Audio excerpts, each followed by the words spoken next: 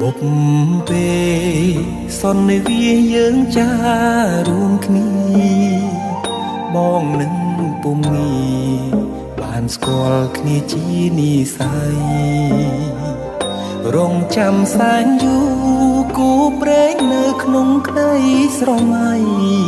បេះដូងគួចស្នេហ៍ចរណៃគឺជានិស័យបបេបានចាភក្ត្រាស្រទន់មានមុនសំដំអោកែវឆោមយំ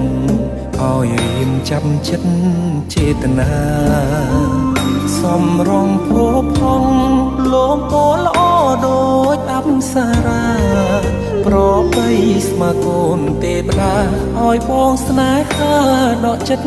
មិនរួច